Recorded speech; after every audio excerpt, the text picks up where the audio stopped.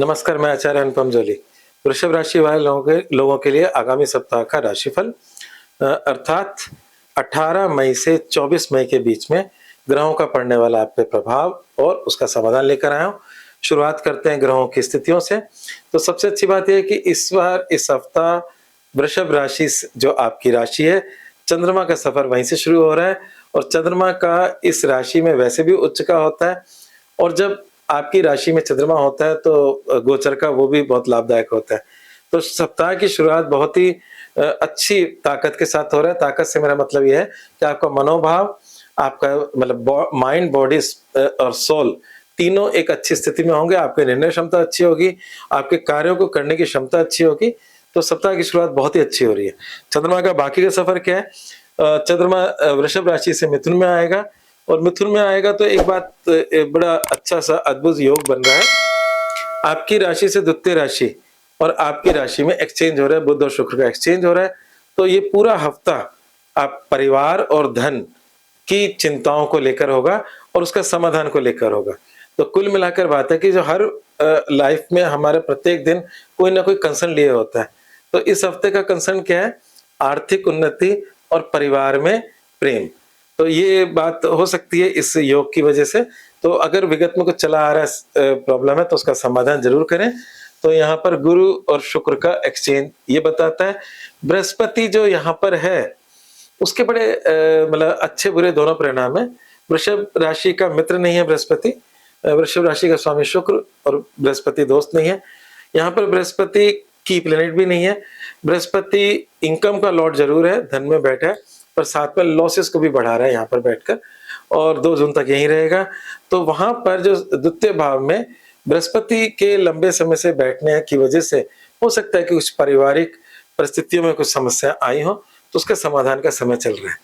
ठीक है, आगे बढ़ते हैं।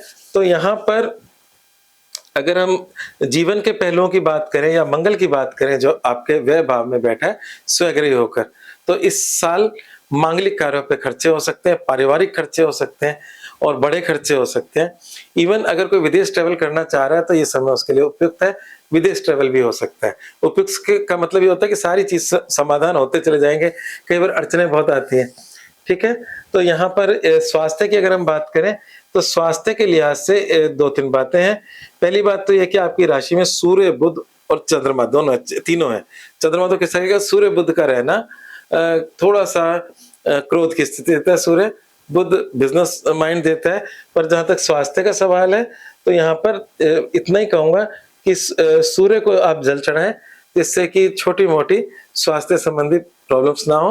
वैसे कोई मेजर कोई समस्या नजर नहीं आ रही है वृषभ राशि वाले लोगों के लिए। और अगर हम करियर की बात करें और व्यवसाय की बात करें तो करियर और व्यवसाय में लंबे समय से जो स्थितियां बनी हुई हैं कि आपके करियर के खाने में राहु का बैठना और इनकम के खाने में शनि का बैठना। तो राहु जो होता है वो एक्सपेरिमेंट्स कराता है। राहु जो ट्रेडिशनल चीज चल रही होती है उसको ना मानकर कुछ नए प्रयोग की बात करता है। क्रांतिकारी है और बाउंड्रीज को क्रॉस करता है। तो बाउंड्री क्रॉस का मतलब देश विदेश की भी बात कर सकता है। तो इस प्रकार की बातों का राहु का रहता है। तो आप किसी भी क्षेत्र में हो, हर एक का देश विदेश नहीं होता, आप जिस भी क्षेत्र में हो उस क्षेत्र में जो लीक पे चलती आ रही बात है उससे अलग हटकर कुछ एक्सपेरिमेंट, कुछ विस्तार की योजनाएं इस राहु की वजह से बनी रहती होंगी। साथ में शनि का स्थायी रूप से इनकम में बैठना, शनि क्योंकि स्लो प्लेनेट है, शनि शनि से शनि बना है, तो धीरे धीरे धीरे आपको इन 2.5 साल के अंदर, इसका एक लंबा समय निकल चुका है और अभी भी समय बचा हुआ है, तो आपको धीरे धीरे धीरे धीरे एक आर्थिक उन्नति की तरफ लेके जा रहा है। स्पीडी तो नहीं कहूंगा, धीरे धीरे कहूंगा। तो स्लोली आर्थिक उन्नति आपके जीवन में चल रही है।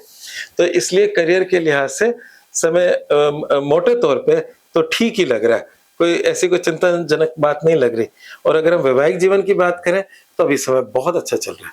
मंगल का मेष राशि में आने से आपके जीवन के जो पुराना विगत में अगर कुछ डिस्टर्बेंस चला था वो समाप्त हो जाएगी, क्योंकि विगत में मंगल शनि के साथ बैठे होते हैं और शनि मंगल के अंदर मेरा निजी अनुभव है कि जब भी आपकी वैवाहिक जीवन का लॉर्ड शनि या मंगल हो और वो दोनों साथ बैठ जाए तो आपके खटपट होना स्वाभाविक है, झगड़े होना स्वाभाविक है, वैचारिक मतभेद होना स्वाभाविक है।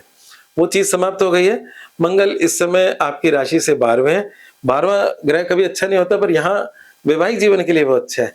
तो 12वां घर स्वयं राशि का या अपनी मूल त्रिकोण राशि में है, और वहां से वो वैवाहिक जीवन को अष्टम दृष्टि से भी देख रहा है, और यहाँ पर दोनों को सेटिस्फाई कर रहा है, विवाह और वैवाहिक जीवन दोनों को ये मंगल सेटिस्फाई कर रहा है, तो नथिंग टू वरी। और अगर हम प्रेम संबंधों की बात करें, तो लंबे समय से प्रेम संबंधों का जो खाना है उसको शनि की दृष्टि पाता है, और शनि अड़चने पैदा करता है। पर जैसा कि मैंने बोला कि आपकी राशि में बुध बैठे हैं और इस समय बैठे हैं, तो बुध उस विषय पे सोचता है, उसको कंसिडर करता है। तो मैंने शुरुआत की थी परिवार और धन का कंसिडरेशन, या सेकंड कंसिडरेशन आपके प्रेम संबंधों का भी हो सकता है। अगर उसमें कुछ अड़चने आ रही हैं तो उसका समाधान भी इसी हफ्ते आप निकालने की सोच रहे हैं, और वो ज्योतिषीय ग्रहों के योग भी यही बता रहे हैं। तो मोटे तौर पे सब कुछ है, पर उपाय जो असली बात होती है कि हमारे हाथ में कर्म है। हम ग्रहों को तो नहीं बदल सकते, कर्म उपाय कर्मों का हिस्सा है। तो उसमें क्या करना है, एक बड़ी अच्छा उपाय है, चने की दाल गाय को डालें और पीतल के बर्तन में, ये पीतल का बर्तन ढक्कन वाला लो आप, और उसमें गंगा जल भर लें। जिन लोगों के पास गंगा जल अवेलेबल ना हो, क्योंकि जो दुकान से मिलता है उसका गारंटी नहीं होती, तो आप मतलब तो आपके आसपास अगर कोई बहती नदी हो, कोई झरना हो, या आप मुंबई गोवा जैसी जगहों पर रह रहे हो जहाँ समुद्र में का पानी हो, वो भी भर सकते हो। मतलब स्टिल वाटर नहीं होना चाहिए, आपका पौंड नहीं होना चाहिए, नदी, झरना और समुद्र, इनमें से किसी का भी पानी पीतल के बर्तन में भरकर ढक्कन वाला लें, उसे बंद करके किसी भी दिन के वक्त आप अपने घर में स्थापित करें। आपकी मानसिक चिंताओं में बहुत हद तक परिवर्तन हो जाएगा। आपका जो टेंशन्स जबरदस्ती के बने हुए हैं उसमें कमी आ जाएगी, और क्योंकि चौथा केतु जो है उसमें भी लाभ मिलेगा। तो ये छोटा सा उपाय आप जरूर करें। एक चीज जो है, मूल मंत्र जो मैं देता हूँ वो है कि अहंकार से बचें। सूर्य आपकी राशि से गुजर रहा है तो कभी कभी इंसान को थोड़ा सा अहंकारी बना देता है, और अहंकार कभी भी अच्छा नहीं होता। तो हमें अपने जीवन को एक डाउन टू अर्थ ही जीना चाहिए। ये मेरा अपना विचार है, बाकी आपकी इच्छा। तो ये मेरा मूल मंत्र था कि जब तक सूर्य यहाँ पर है तो आपके जीवन में कभी कभी ईगो जैसी समस्या दे सकता है, उससे बचना चाहिए। धन्यवाद।